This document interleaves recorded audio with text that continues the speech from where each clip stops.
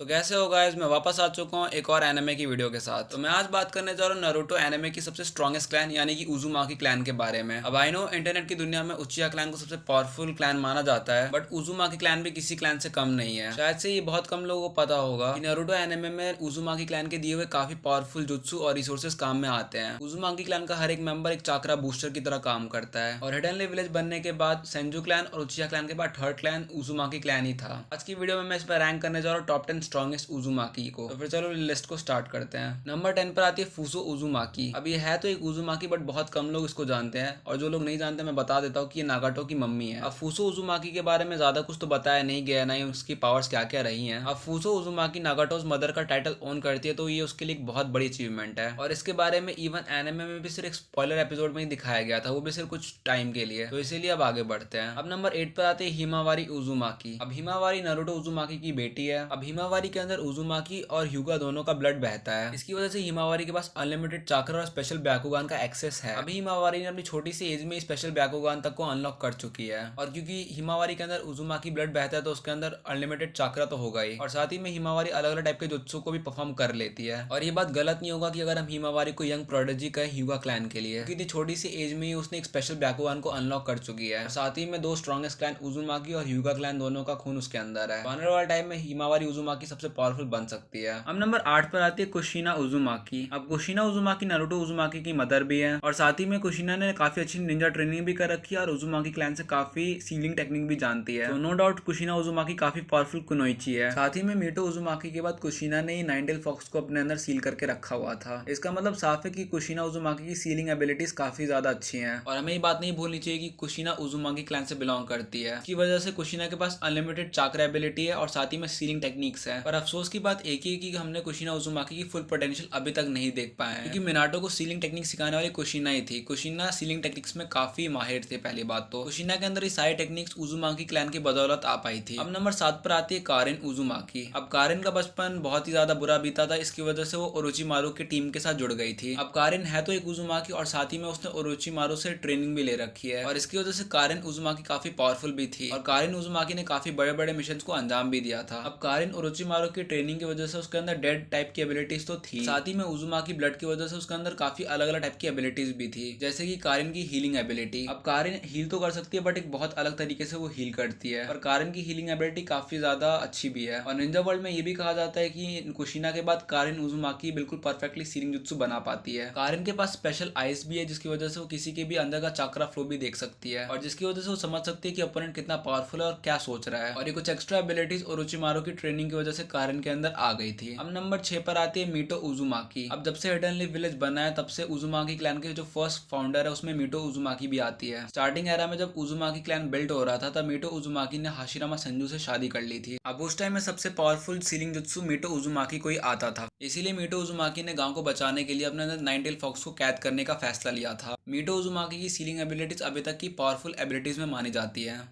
क्योंकि जो first ceiling jutsu है वो मीटो उजुमाकी ने ही बनाया था। अभी तक हम सिर्फ मीटो उजुमाकी के बारे में बहुत कम जानते हैं, बट जितना भी जानते हैं उससे इतना पता है कि वो इतनी पावरफुल है। और अभी तक का उजुमाकी क्लैन में स्ट्रॉन्गेस्ट कुनोइची का टाइटल मीटो उजुमाकी के नाम पर ही है, क्योंकि मीटो उजुमाकी काफी पावरफुल और स्किल्ड थी। अब नंबर 5 पर आते हैं अशीना उजुमाकी। अब इनको लीडर एंड फाउंडर बोला जाता है उजुमाकी क्लैन का। अब अशीना उजुमाकी को उतना दिखाया नहीं गया और इवन बताया भी नहीं गया, पर क्योंकि अशीना उजुमाकी फाउंडर थे उजुमाकी क्लैन के, तो उन्होंने सारी सीलिंग जुत्सुस को क्रिएट किया था। अशीना उजुमाकी ने ही अल्टीमेट चाक्रा सोर्स को अपनी बॉडी के अंदर भी डेवलप करने का रास्ता ढूंढा था, और इसी अनलिमिटेड चाक्रा फ्लो की वजह से वो बुढ़ापे में भी काफी ज्यादा पावरफुल थे।